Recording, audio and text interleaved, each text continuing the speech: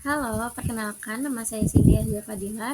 Di sini saya akan memenuhi tugas presentasi kelompok saya. Jadi di sini saya akan menjelaskan tentang struktur dan desain organisasi. Saya itu dari kelompok 5 dari kelas MA21C01. Selanjutnya, di sini ada daftar isi, yaitu yang pertama ada definisi struktur organisasi, yang kedua ada dasar-dasar struktur organisasi, yang ketiga ada bentuk-bentuk organisasi, yang keempat ada desain kerja, yang kelima desain organisasi modern, yang keenam adalah kesimpulan. Selanjutnya, di sini ada apa sih struktur organisasi itu? Struktur organisasi adalah pola formal untuk mengelompokkan orang-orang dan pekerjaan, pola formal aktivitas dan hubungan antara berbagai subunit organisasi yang sering digambarkan melalui bagian atau diagram. Struktur organisasi menunjukkan alur perintah yang mengindikasikan jabatan pekerjaan yang harus dipertanggungjawabkan oleh masing-masing anggota organisasi tersebut. Selanjutnya, di sini ada dasar-dasar struktur organisasi. Dasar-dasar struktur organisasi yang pertama ada spesialisasi kerja. Spesialisasi kerja itu adalah bahwa daripada seluruh pekerjaan dilakukan oleh suatu individu, lebih baik setiap individu berspesifikasi dalam mengerjakan bagian dari suatu kegiatan yang berada di dalam sebuah organisasi, sehingga tujuan akan tercapai lebih efektif. Selanjutnya, di sini yang kedua yaitu ada dasar-dasar yang digunakan dalam pengelompokan pekerjaan tersebut, yaitu yang pertama ada pengelompokan kegiatan berdasarkan fungsi yang dijalankan, yang kedua ada pengelompokan kegiatan berdasarkan tipe produk yang dihasilkan, yang ketiga ada pengelompokan kegiatan berdasarkan atas dasar geografi atau teritori, yang keempat ada pengelompokan kegiatan berdasarkan proses. Next, di sini ada rantai komando adalah garis yang tidak putus dari wewenang yang menjulur dari puncak organisasi ke tingkat terbawah sebuah organisasi, sehingga memperjelas siapa sih pelapor ke siapa, misalnya kepada siapakah saya akan bertanggung jawab, kayak gitu.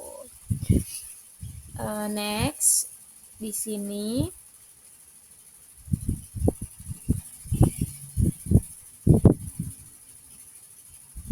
yang keempat selanjutnya ada rentang kendali. Rentang kendali itu merupakan hal yang penting dalam menentukan struktur organisasi. Karena dalam hal ini, manajer puncak menentukan banyaknya manajer dan tingkatan yang dimiliki sebuah organisasi. Dengan beberapa bawahan, manajer dapat mengarahkan anggota secara efektif dan efisien. Yang kelima, desentralisasi dan desentralisasi. Ciri dari sebuah organisasi yang sentralisasi ialah struktural yang secara inheren berbeda dari organisasi yang didesentralisasikan. Dalam suatu organisasi desentralisasi, tindakan dapat diambil lebih cepat untuk memecah masalah. Selanjutnya, yaitu ada formalisasi. Jika suatu pekerjaan dalam sebuah organisasi sangat diformalkan, maka pelaksanaan pekerjaan kurang mendapatkan keleluasan untuk dapat mengerjakan sesuatu. Kapan dan bagaimana cara untuk mengerjakannya? Next, selanjutnya di sini ada bentuk-bentuk organisasi. Bentuk-bentuk organisasi yaitu pada masanya perbankan industri. Pertama, bentuk lini ini dapat digunakan di lingkungan militer dan perusahaan-perusahaan kecil, sehingga bentuk organisasi ini dipandang sebagai bentuk yang paling tua dan digunakan secara luas. Bentuk yang kedua itu ada bentuk fungsional. Bentuk fungsional adalah ketika kekuasaan pimpinan dilimpahkan kepada para pejabat yang memimpin satuan-satuan bidang tertentu yang berada di bawahnya, sehingga tiap-tiap kepala dari satuan ini mempunyai kekuasaan untuk memerintah semua pejabat bawahan sepanjang masih mengenai bidang-bidangnya. Contohnya ada di gambar bawah ya. Next, apa sih bentuk organisasi yang dimaksud dengan bentuk lini dan staff? Bentuk lini dan staff dalam organisasi kecil ini, semua karyawan supervisor merupakan orang-orang lini.